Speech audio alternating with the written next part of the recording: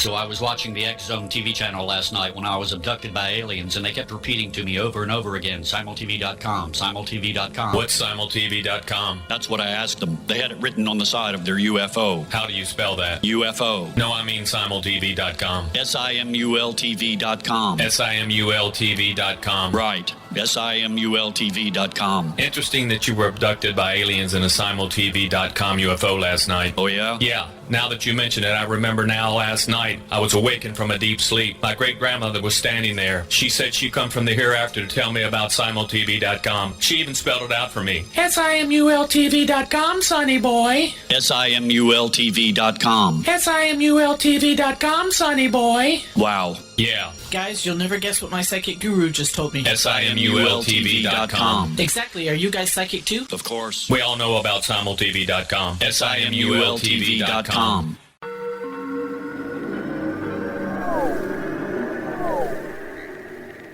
Roswell in the 21st century is a detailed re-examination of the Roswell UFO crash case. I have studied the evidence for more than 30 years, and I now put that evidence under a microscope in a cold case examination of the facts. These facts might not please everyone. They are based on my comprehensive investigation that took years to complete, but they do lead to the conclusion that whatever fell was not built on Earth. The best of Project Blue Book is based on the 22-year-long investigation conducted by the Air Force. But the book goes far beyond that, bringing in evidence that was uncovered long after Project Blue Book was ordered terminated. Using facts that were unavailable to the Air Force investigators, I was able to prove that the Air Force manipulated the data and drew unrealistic conclusions about the UFO sightings reported to them. My different perspective shows there was more to Project Blue Book than even the Air Force knew. Both books are available at Amazon.com. Join Patty Conklin and Healing Within Radio each week. More than entertainment, Healing Within offers educational, useful tools for everyday life. Listen for help overcoming fear, anxiety, and depression. Patty knows about eliminating cancer, MS, dementia, Parkinson's, and a host of illnesses that we face every day. Life can be good. Life is good. All you need are simple tools to start changing your life. Start right now by visiting pattyconklin.com, PATTICONKLIN. No matter where you are in the world, you can work with Patty through Skype, phone, or in person, visiting one of her retreats in Georgia. Visit pattyconklin.com today or call our offices at 404-474-0086. That's pattyconklin.com or call 404-474-0086.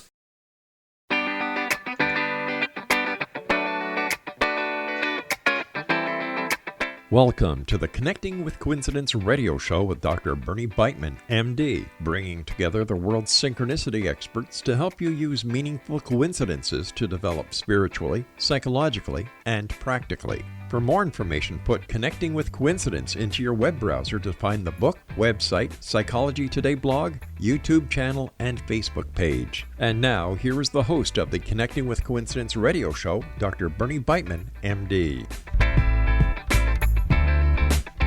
Welcome to Connecting with Coincidence. I am your host, Dr. Bernie Beitman, MD, and this is CC with BB. So glad you are with us, our loyal fans, again and again and again, and that includes you, Juliet. Here we are looking into all aspects of coincidences with people from around the world. Spread the word about the show. Word of mouth is how we grow. And here's an idea for all of you out there in coincider land. Why do you tell your coincidence stories?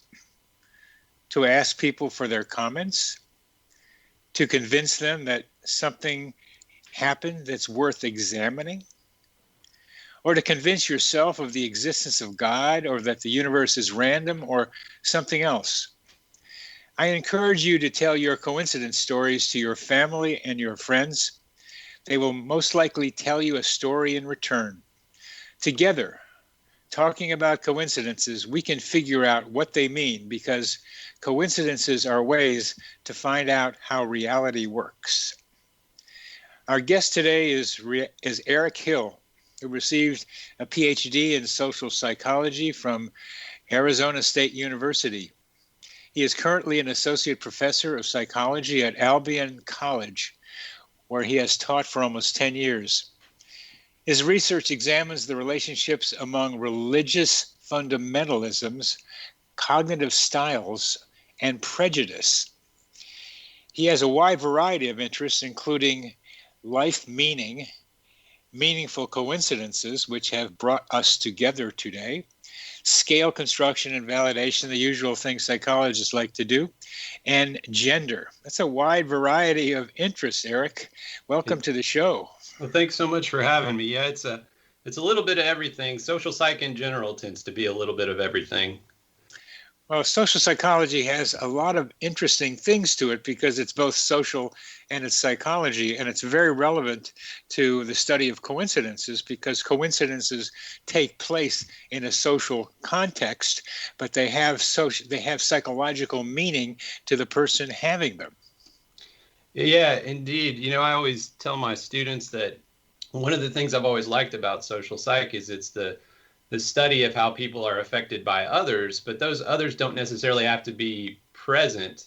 Even sort of the imagined existence of or the felt existence of God counts as the presence of others. And so you really kind of capture the internal, as you said, the belief, as well as the sort of traditional how we interact with people and stuff. That's important and interpersonally also because we represent other people in our minds and often have dialogues with them even though they're not with us. Absolutely, yeah, sort of what we imagine people will say about the things we believe and do really have almost as powerful an effect on us as the things they really say to us. And sometimes we don't know what they really think, even if they say something to us. That's exactly right. Right.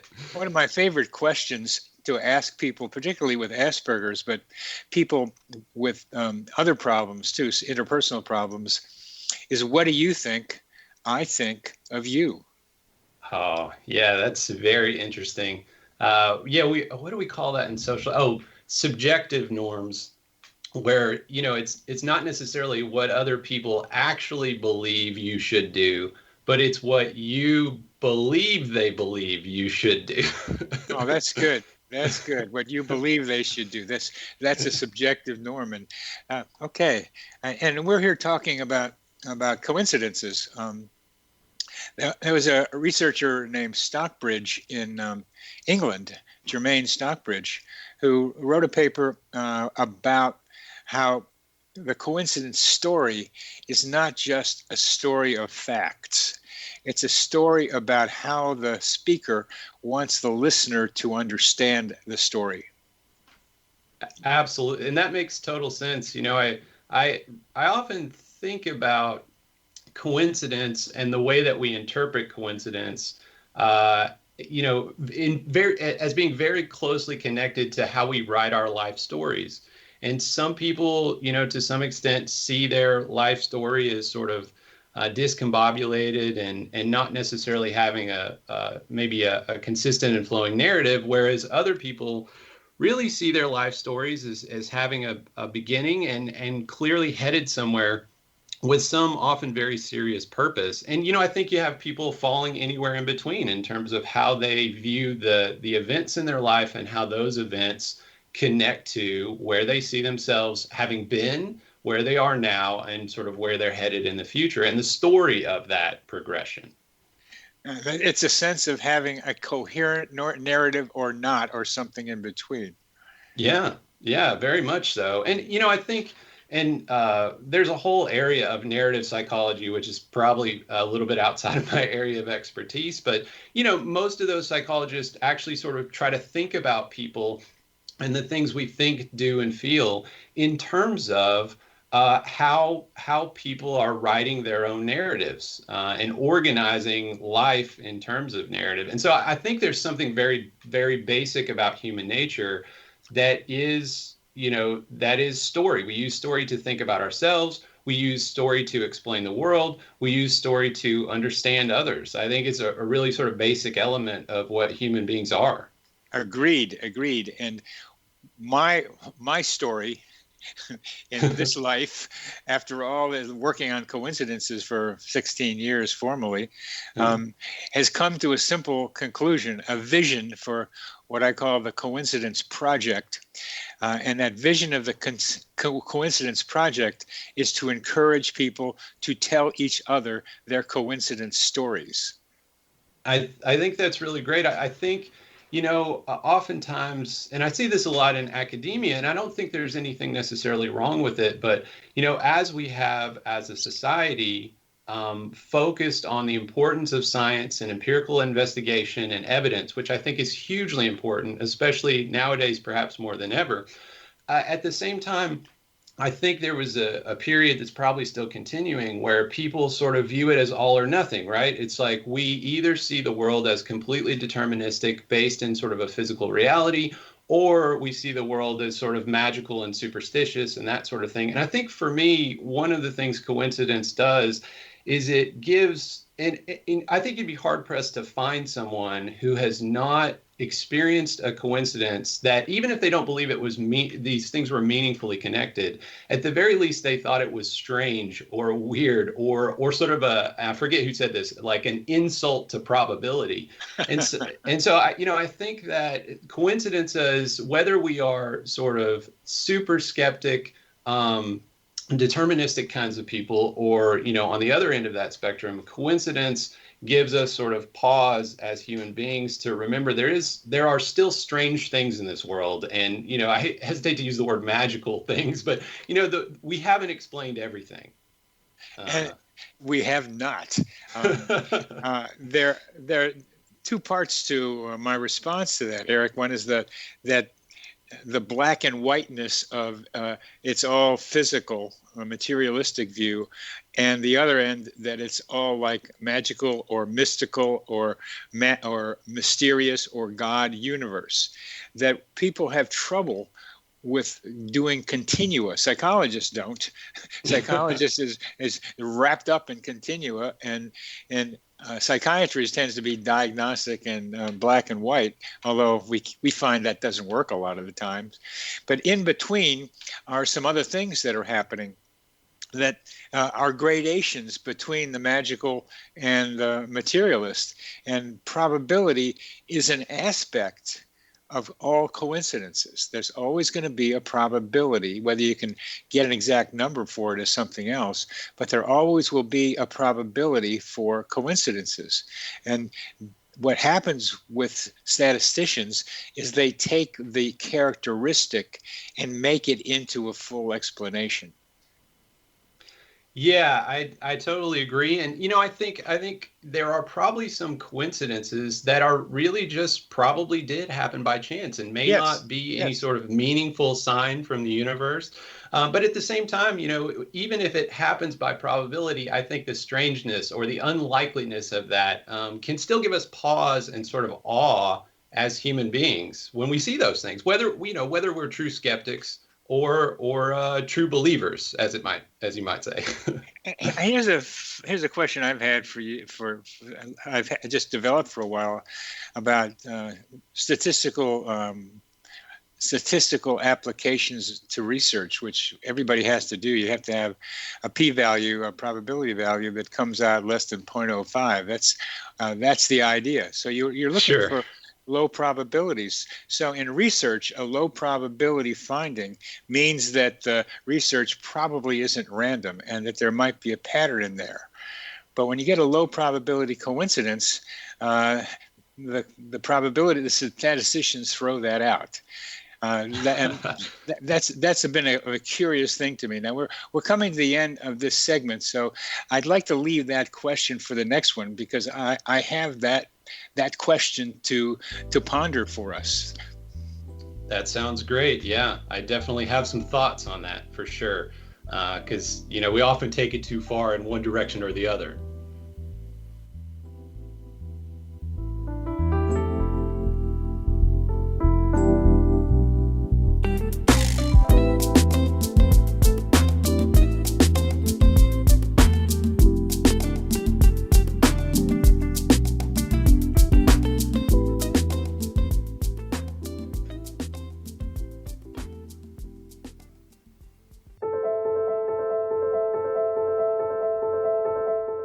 Are you looking for psychic services that empower as well as provide accurate information? Jenny is a third-generation psychic with extensive esoteric training. A practicing professional intuitive for over 30 years, her accuracy is astounding. While most psychics can read what will happen to you if you don't change directions, Jenny understands the future is subjective. While there is a river of time we all traverse, that river has many waves, eddies, currents, and tributaries from which to choose. With Jenny as your guide, you can explore the many possible outcomes in the river of time and navigate your course to the one of your liking. Take control of your future. Book your life-changing session with Jenny today at www.gen-e.net. That's www.gen-e.net.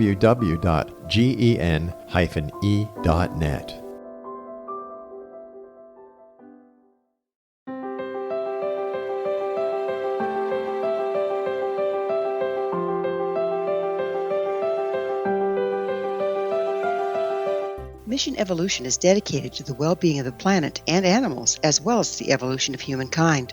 One major factor threatening all three is increasing toxicity. Heavy metals and other environmental toxins are poisoning our bodies, deteriorating our brains, blocking our spiritual connection, and shortening our lives. Yet these poisons are extremely difficult to remove. I'm Gwilda Wiyaka, and I recently became aware of a product created from the marriage of nature and nanotechnology called Vitality. It's formulated from zoolite, whose crystalline structure binds toxins, gently carrying them out of the body. The light is only as clear as the window through which it shines. Clear your body, shine your light into the world. Visit vitalityhappens.com for a 20% discount. Enter code PATHHOME.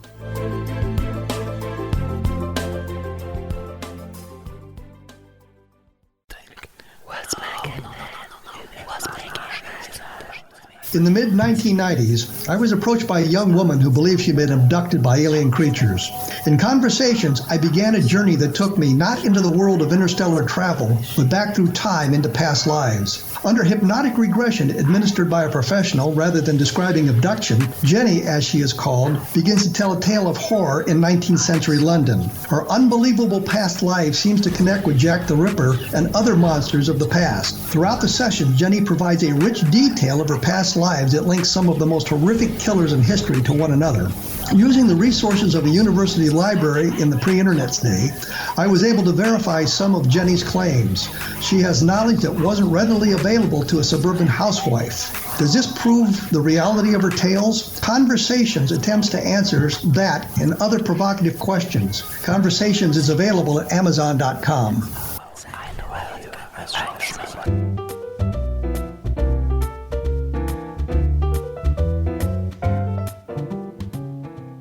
Welcome back to CC with BB. Yes, I am your host, Dr. Bernie Beitman, MD, and this is Connecting with Coincidence, and we are talking to Eric Hill about the basics of coincidences, particularly from a social psychological perspective. But I've had this question about probability and coincidences, that low probabilities in research suggest there's a pattern. So, when I was doing research and everybody else does, we want to get a probability of our research outcomes statistically to be less than 0.05. That is 5 out of 100. And sometimes that get it down to 1 out of 100. But when you see a low probability coincidence, the statisticians say, in large populations, anything weird can happen. So, Eric, how do you respond to that?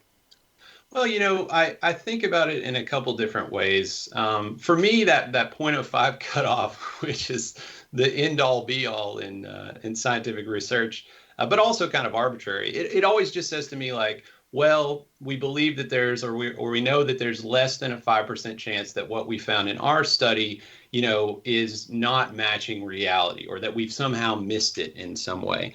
And when it comes to explaining coincidences in terms of probability, it's one of those things where, and I'm not sort of an expert on paranormal research, but I know it's been going on since the 50s.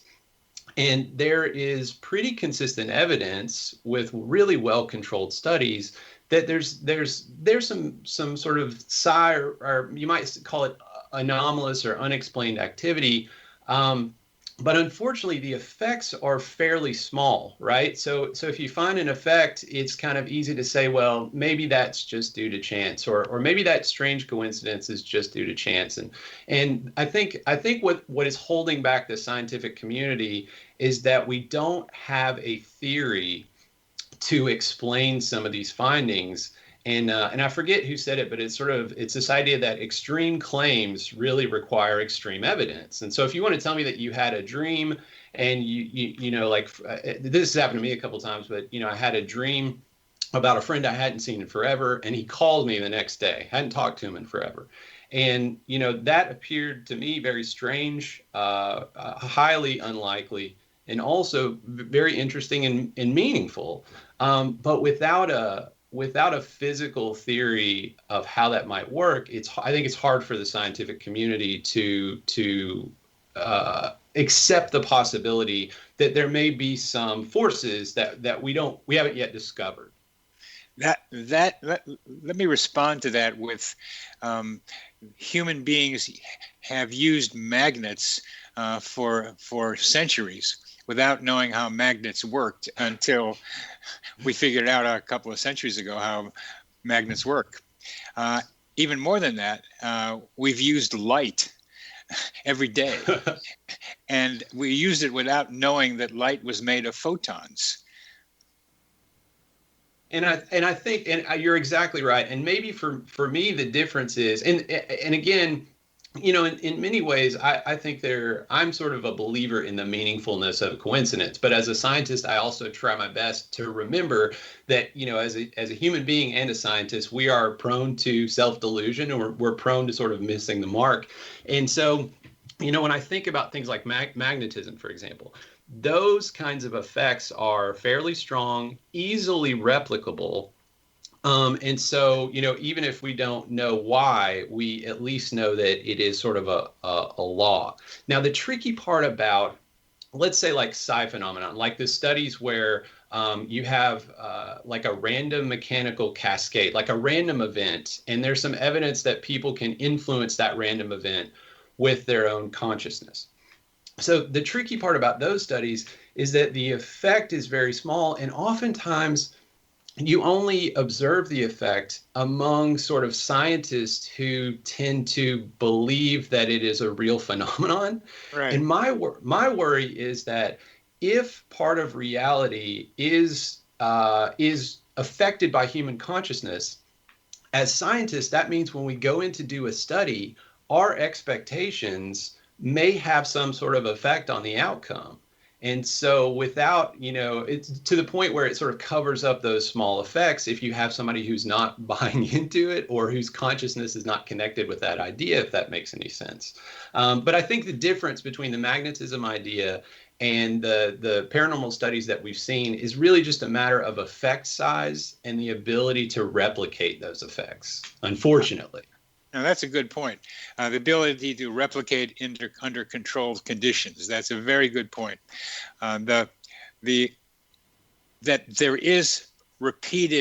are repeated stories like your dream, or like what's been happening to me increasingly more regularly these days, is I needed a haircut. I haven't gotten a haircut for a long time, so I was going to call a haircut person, and she contacts me that day. Now, there's a probability of that happening. It's been a certain time length since we've talked with each other, but that kind of connection happens fairly regularly. Now, is it predictable? The prediction has to do with need and emotion. That you can't replicate need and emotion in the laboratory very well. You've got to have something like driving you to do it, and it's a kind of false thing to drive it in, to put it into the laboratory. So in the wild, these things happen with regularity, correlated with certain emotional states and certain cognitive states of the person like me. Yeah, and I think you're absolutely right. I think I've often been interested in, as a scientist, like how would you go about systematically studying things like coincidence experience that you can't prompt or create in the laboratory, because as you said, they involve all kinds of factors, including motivation. And so I've often thought about, what are the rules of these experiences? What are the things that govern the likelihood that you're going to have these experiences? As you said, they tend to happen in the wild. And so I wonder, is there some way that we can approach figuring out what those circumstances are? I think about William James and his book, Varieties of Religious Experience. That was sort of our first attempt to study religion, maybe the most famous, I should say, attempt to study religion. And he simply documented people's experiences, and looked for patterns. And then we've sort of taken that and developed theories and moved beyond. But, I think our best bet as scientists is describing and observing coincidence experiences out there in the world, and then trying to figure out what are the rules, and would it be possible to recreate something like that in the laboratory, or even set up a controlled study in a shopping mall versus a rock concert, if we ever get back to those things. Yeah, a field experiment. I hadn't even thought about that, but if you could get a sense of what those circumstances are and then be there when they happen, that might be our best bet to be able to at least document the replicability of coincidences. Yeah, and it starts with where I'm starting. It starts with stories. It starts with collecting stories. I'm a psychiatrist. We do story collecting. We do things with pills sometimes, and then you find the same pill that worked for somebody that wasn't researched, but worked for somebody else the same way, but didn't work for everybody, but worked for some people. Maybe there was a pattern there in the anecdotes, and it's that series of anecdotes things. This is a primitive early part of a study of coincidences, and there are lots of stories confirming particular patterns of coincidences. The most common one of thinking of someone in some way or another, as you did, and being contacted by that person. And if you want to theory about it, all you have to do is allow yourself to think that we have a greater consciousness than our own minds connected to our brains, that our minds can expand into a greater mind, a mind of which we're all a part, a group mind. And social psychologists know there are herd mentalities because they drive people. Well, just take that herd mentality just a little further, and you might say that we're all part of a bigger mind, especially when we're emotionally connected to other people. Absolutely. That makes me think of I think it's Princeton that for a while was running the Global Consciousness Project, where they had true random number generators all around the world, and were able to demonstrate that sort of global emotional events like 9/11 pushed those random number generators slightly out of randomness in some interesting ways. And it suggests that, globally, there is some sort of connection across our sort of individual consciousnesses, even though it's hard to demonstrate, and we don't have a theory that would explain the essence or where that connection comes from. Well, I've got a theory, and it's the group mind idea, and that there are ways that we can imagine that these tunnels between minds take place, as happened with you and your dream. That I can visualize these things, because having a good visualization of a theory is very helpful. So I can imagine it, but the fundamental problem people have is the need to keep mind within the skull. Yes, it's that what is it, dualism? This notion that the mind is the brain. Maybe that's right. Not dualism, but the mind is the mind comes out of the brain somehow. Yeah. And I think it's interesting to think about consciousness as perhaps even generating reality, rather than the neuronal firings generating consciousness, which is, I think, certainly speculative and a little bit out there, but interesting nonetheless to think about. It's not out there, Eric, as much as you might think. At Albion College, they don't talk about it too much, but out here in the wild, the idea that mind can influence environment is increasingly more pressing, as is our ability to think about our connections with each other. You're listening to Connecting with Coincidence. I'm your host, Dr. Bernie Beitman, MD. We are talking with Eric Hill, social psychologist.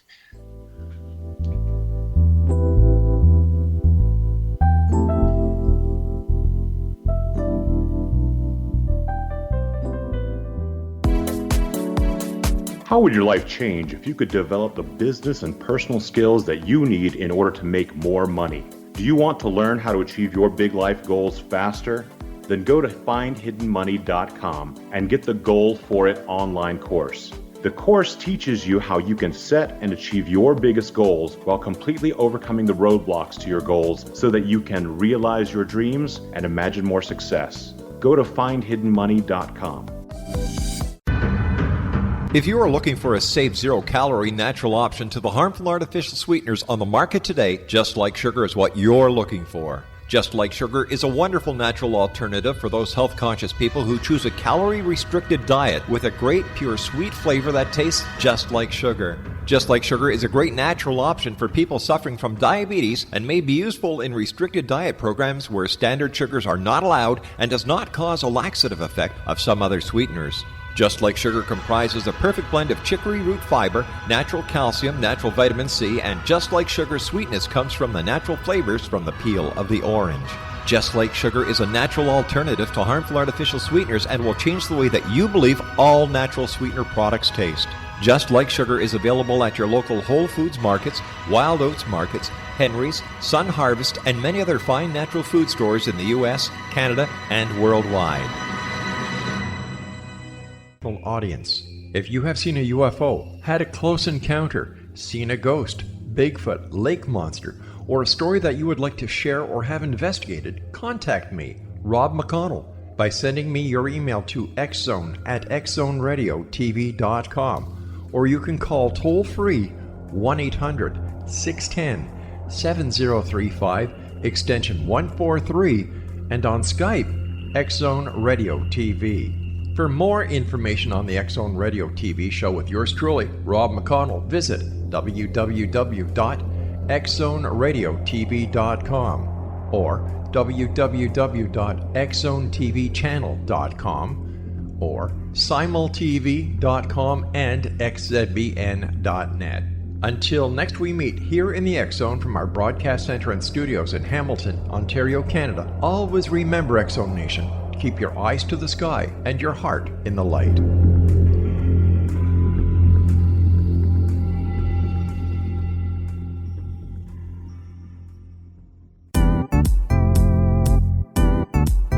Memorable dynamic presentations are a not-so-secret weapon in the business world.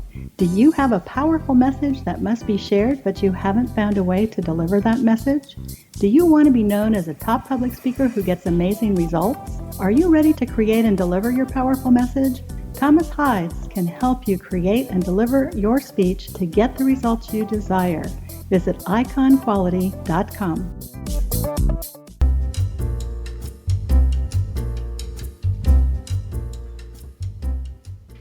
Welcome back to CC with BB. Yes, I am your host, Dr. Bernie Beitman, MD. This is Connecting with Coincidence, and we are hoping to connect you with your own coincidences and connect your coincidences with your friends and relatives, because there's a lot to be learned for all of you. And Eric Hill is a social psychologist who happens to have some interesting observations about coincidences and their usefulness, particularly coincidence stories. Eric's research suggests that the way you tell your story, what you think about your coincidence story, its meaning, its purpose, suggests something about how positively or negatively you can lead your life. Eric, would you tell us about that? Yeah, sure. So when I first started grad school at Arizona State and was really naive about the scientific process, my advisor kind of just let me study whatever I wanted, and I was very and still very am very interested in coincidence and understanding coincidence. And so I sort of looked to see what was out there and came across a scale by Stephen Latke, a psychologist who at the time was up at University of Manitoba. I'm not sure where he is now, but he developed this idea called narrative emplotment, which is really just this broad idea that it's really a broad tendency that people have, and most people have this to some degree or another, to write and rewrite our life stories and to take sort of chance events and fit them into our life stories. And some people... Yeah, Go ahead. Just for a minute, fit them into life stories. That word implotment, you're so familiar with it. I know it's just like it's like water in your head. It's a funny word, implotment. So I had to figure out. It took me a long time to figure out what that meant. But in the middle of implotment is plot, and so it's making plots. The process of making plots. I think that's what it means. Or what else does it mean? No, I think you're spot on. And frankly, I'm still kind of learning what it means. And I think it's useful in that sort of broad sense. But yeah, you are plotting events from your life into your narrative, basically. Yeah. You're putting them down, and so, you know, the way we went at it is I use Stephen Labke's scale. Just like anything else, we try to, as psychologists, whether we should or not, we try to measure things with surveys. It's one of the easiest ways to do it. And so, you know, his scale has items like coincidences I've experienced often seem to have a strange or mysterious personal meaning for me. I often have a strange feeling that some things have happened to me for a reason, as if they're supposed to happen. And so, you know, I think it's the extent to which people view their lives as a story. And really, I think of coincidence experience as kind of a special case of narrative implotment, because we're constantly implotting all the stuff that happens to us during the day. And not all of it is sort of this amazing, magical, highly improbable coincidence experience. But those are a big part of it. In our study, we found that, you know, in general, people who plot more, as you said, you know, basically plot out and write their life stories as meaningfully connected, beginning, middle, and end, also tend to express greater well-being and greater satisfaction with life. Now, these aren't huge effects, but you just have the tendency that people that tend to do this also tend to feel better about themselves and their lives and kind of the direction their lives are going. Again, it's coherence of life narrative, that you have a way of incorporating the events that happen to you into your life narrative. For example, bad things happen to everybody. And what you mean by bad is also part of the plot, part of the plotting. So how do you put that bad thing, like a major illness, into the story of your life? You can say, oh, it's like film noir, another fate thing, that fate has dealt me a terrible blow again, because that keeps happening to me. Or you can say it's a learning experience for me to somehow understand this illness and this disease as a way to help me keep evolving into my life story. Yeah, and I think that's the tricky part of narrative implotment, is that while it's in general related to more well-being, it's also slightly related to some sort of negative symptoms like anxiety, depression. Again, these are very small effects, but you get this weird sort of odd paradox that implotment predicts well-being, while at the same time, you know, some maybe negative psychological distress symptoms. And, you know, I think, like anything, that if you see a negative life event as a challenge and as just part of your story, right? Maybe the part of the story where the hero is knocked down and then, you know, you get up and you come back, you sort of rise to the occasion. But, you know, I think the flip side of that is, if you start to see every little thing in your life as truly and deeply meaningful, and you read into it, and maybe you read into it the wrong conclusions about who you are and where you're going, I think there's the danger that you can develop sort of a defeatist standpoint, as though you're in, you know, your story is not maybe doesn't have a happy ending, instead is maybe a tragedy, and you can get stuck in that. I think that's the danger of maybe perceiving and reading too much, you know, into these sort of life events. That's, to me, is the meta program of how you do your life story, is how you incorporate which events, which events are to be incorporated into your life story and which ones are to be ignored.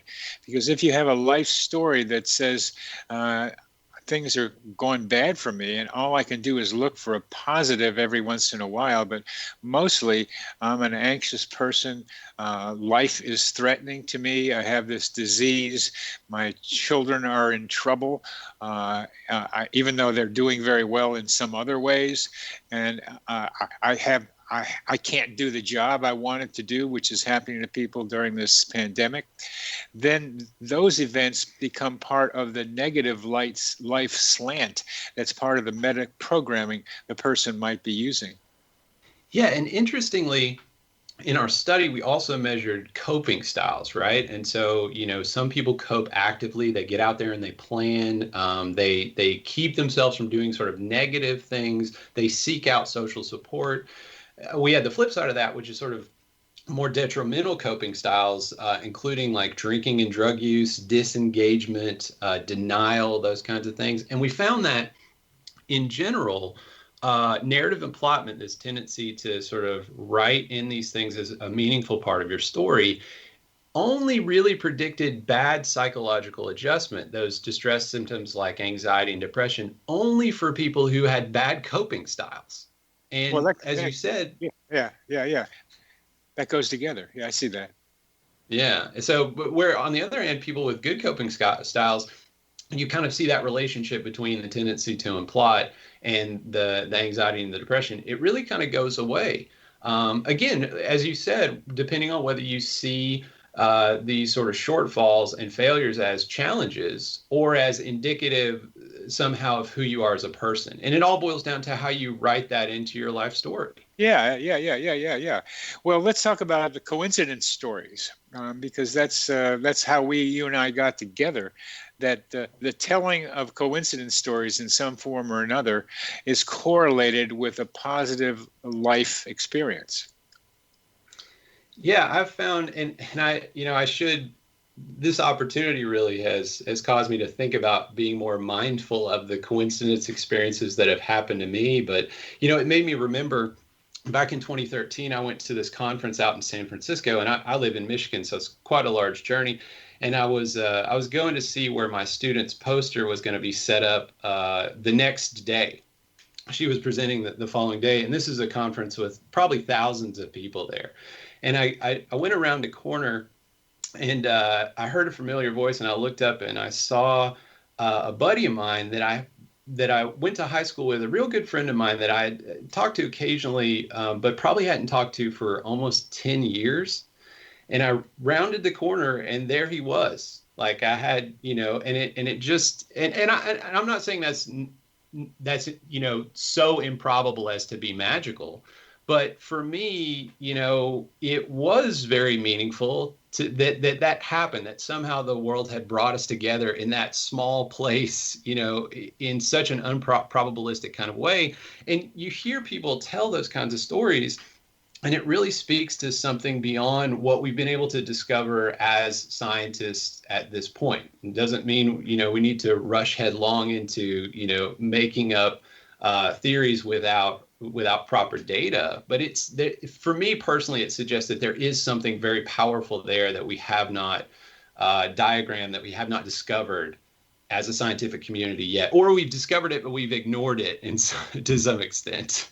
It's so hard to think our minds are not within our skull. If we can do that, then this is where my frustration is now arising, because I call that human GPS, that the two of you could somehow detect the presence of a kindred soul in a large population and be able to find your ways, each of you, to the place and time where you could run into each other. That this isn't simply random. You need to have probabilities setting up the possibility of the meeting. You have to have it happening. You have to have a baseball field to hit a home run. But you still had to hit the home run. You still had to find each other. And that's human GPS to me, that we have this capacity to find where we need to be without knowing how we got there. You're listening to Connecting with Coincidence. I am your host, Dr. Bernie Beitman, MD. This is, yes, Connecting with Coincidence CC with BB, and we are talking with social psychologist Eric Hill.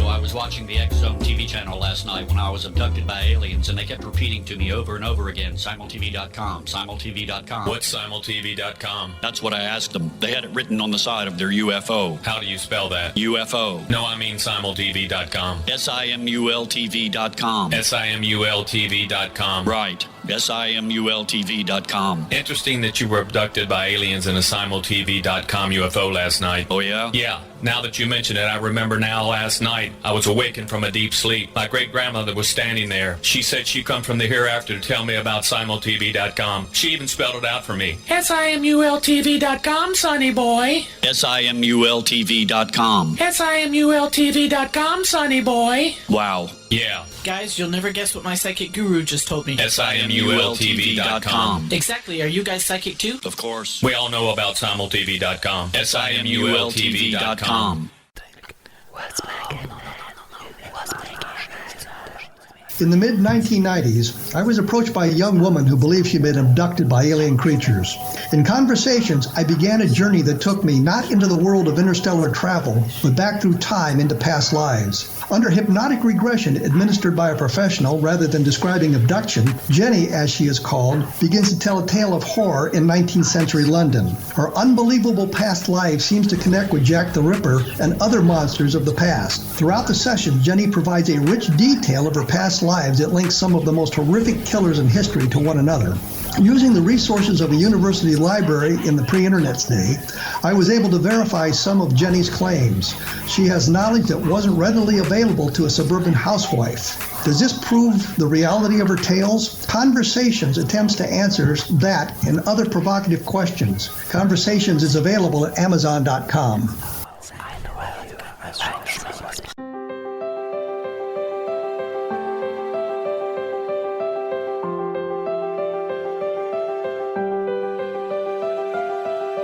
Mission Evolution is dedicated to the well-being of the planet and animals, as well as the evolution of humankind. One major factor threatening all three is increasing toxicity. Heavy metals and other environmental toxins are poisoning our bodies, deteriorating our brains, blocking our spiritual connection, and shortening our lives. Yet these poisons are extremely difficult to remove. I'm Gwilda Wiyaka, and I recently became aware of a product created from the marriage of nature and nanotechnology called Vitality. It's formulated from zoolite, whose crystalline structure binds toxins, gently carrying them out of the body. The light is only as clear as the window through which it shines. Clear your body, shine your light into the world. Visit vitalityhappens.com for a 20% discount. Enter code PATHHOME.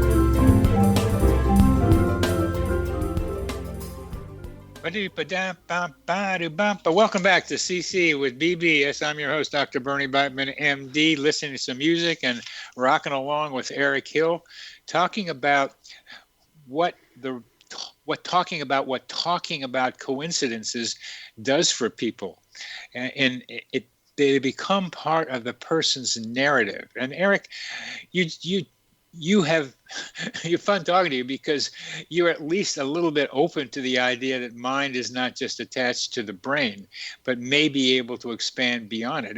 It's poked its possibility into your mind. I can tell that, and you're asking good questions, and I that much I appreciate. But I'm developing a theory first. And that theory has to do with we're part of a greater mind, which a lot of people think. But there are tunnels between our minds, and we have human GPS, which allowed you and to your high school friend to be in the same place at the same time. Well, I think it's hard to. A couple things. I think it's hard to live in the world and have these kinds of experiences, be they religious or these really strange coincidences, and not believe that there's something else going on in the world. But at the same time, one of the things I've noticed in academia is there seems to be almost this kind of sweet spot, or maybe you might call it a sour spot, where, in intelligence, where, at some level of intelligence, you get to this point where you think that it's like growing up, you think that somebody out there somewhere has explained everything. And I think that a lot of people, a lot of scientists, and maybe rightfully so, get to this point where they think like it's just a matter of us finding the next subatomic particle, and then we'll have the explanation for reality. And I think there's this tendency, you get to this level where you think maybe you don't know that you don't think you know everything, but you think you know enough that eventually we will know everything. And to me, I can see that as a scientist as being just as dangerous as buying wholeheartedly into this world that we've not yet explained. And I like your theory of these sort of tunnels of consciousness. One that I've stuck on recently, and I think maybe Hoffman, I came across this article by this guy Hoffman on conscious realism, and this broad idea that instead of consciousness coming out of our neural activity, instead, maybe there is this global consciousness or individual consciousness somehow connected that is creating what we experience as objective reality with some little quirks here and there where it doesn't quite fit with how we expect things to happen from a purely sort of physics-based standpoint. And so I think it's important not to get, as a scientist, at least one of the things I try not to do is I try not to get stuck in at that level where I think that we maybe haven't explained everything, but someday will, because we've seen throughout history that scientists often get stuck in this view of reality, and we think that that's the way it is. We think that the Earth is the center of the universe, and then with some better tools, we discover that, in fact, we are not the center of the universe. Yeah. There is this belief that we can have it all, that we can know what's going on. It's so arrogant, because it suggests that our minds are capable of comprehending the immense complexity of the world and universe that we are in. Yeah, and arrogance, I think, is a cool word for it. Others might call it stupidity, but it's arrogance, or in a way laziness, because we need to keep being curious about what's going on around us. Curiosity is driven by coincidences, and coincidences drive curiosity. And curiosity is good for everybody most of the time. Curiosity has killed some cats, as the saying goes, because you can be too curious. But we have to keep in mind that we don't know everything. So let's come back to the curious case of narrative implantment and coincidences. Tell us more about what you found about that connection. Well, so, again, I kind of think of coincidences as, I guess in a purely sort of semantic way of thinking about it, coincidences are just two things happening. And, so I often try to think about meaningful or strange coincidences as a special case of narrative implantment. And so, to the extent that we, like I said, to the extent I come across my friend in a new place, having not seen him for 10 years, I think of that as really, really strange, and also suggests to me in some way, and again, let me take off my scientist hat for just a second, and just put on my regular person hat. It suggests to me that, some part of my life had led me to that place. And that's really what narrative implantment is. It's seeing the events in my life, as being led maybe not led, but as sort of culminating and having some sort of direction or purpose. That kind of reminded me of one other tricky part of narrative implantment, this tendency to see meaning in life events, including coincidences, is that there's also this sort of weird connection with locus of control, which is, I guess, kind of a psyche, sciencey term, but basically it's just, do you believe that you have control over the events in your life, or do you believe that, the events in your life happen by chance or are controlled by powerful others, or perhaps even a god? And the thing about narrative implantment is, and some folks whose names are not coming to me right now kind of kind of conceptualize that idea of narrative implantment as a way of controlling the uncontrollable, because you get to decide how you want to interpret either the good or the bad things that happen in your life. And that can, as people, give us some sense of control. And that's why I think, to some extent, implantment and its special case of seeing coincidences as meaningful do give us some sense of control, that there is some sort of order out there, perhaps unseen. And that makes us feel better about, the possibility of strange, negative, and sort of fluke things that might happen to us. This idea that maybe they, in fact, happen for a reason.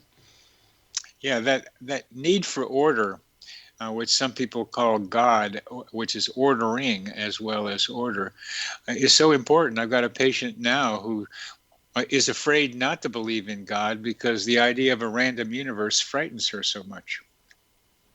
It's very frightening. I think, well, maybe for some of us and not others, it's frightening for me as a person to think of how difficult it would be to live my life, which has really not been a difficult life at all, but how difficult it would be and would have been without some sense that there, even though I'm not convinced that there is some meaning or order out there, I have some vague sense that there might be. And I kind of hold on to that. And it might be self-delusion or denial, but I think it's been if it is, I think it's been a positive self-delusion or denial, in that it really is helpful in dealing with really bad things that might happen to us or to me. I think about Viktor Frankl, his book Man's Search for Meaning, and it's been forever since I've read it, but it sort of, your point and your patient reminded me of this idea that even without necessarily a belief in God, we can choose to create meaning and order and something that will live beyond us. And so you can have that maybe without believing in God, but it may be more difficult, and I can understand your patient's point of view. Perhaps it is a more difficult path to create meaning in one's life. I had a guy on the show, a psychiatrist, who said, there's no God, but I can make up my own meaning, and that's all I need to do. And that's not easy for people to do. It's much easier to take someone else's word for the way the order is, like a minister, and be able to believe, or the Bible, and say, yeah, God's there doing all these things. But to have to make it up for yourself takes a lot more effort. In between all of that is wondering, just can we recognize the fact that believing there is order is pragmatic? Believing there is something that helps is pragmatic. Your research shows that, and so so many other research efforts show that having a sense of continuity and goal, however vague it might be, is pragmatically useful for living a life. Even the guy who says it's all random, but he makes it up himself, has a way of ordering his life that allows him to feel comfortable. So it's practical to think there is order. It's got cash value. And I think that's one of the beautiful things about humanity, is that we seem to have this built-in tendency to write stories and to make meaning. And sometimes we get those stories from traditions, or maybe religious traditions, and sometimes we make them up ourselves. But I think it's wonderful that we as human beings have that power to, as you said, pragmatically write a story and have it positively guide our lives. The trouble, though, we come into is people who make up negative stories that gives them order. There's a lot of conspiracy theories that see plots. Some of them might actually be there, but many of them aren't. So being able to describe a plot and then join other people who believe that plot is a social psychological positive for them, even though it's against so many other people. Certainly, anything can be taken in the extreme and become a negative if we're not careful. And so, it's always, interestingly enough, going to boil down to our choices as human beings about how we decide to interpret the positive and negative things that happen to us. Yes. We get to choose, and anything good, including coincidences, can also be used in a negative way. You've been listening to Connecting with Coincidence. I'm your host, Dr. Bernie Beitman, here on the X Zone Broadcast Network. Our guest has been social psychologist Eric Hill.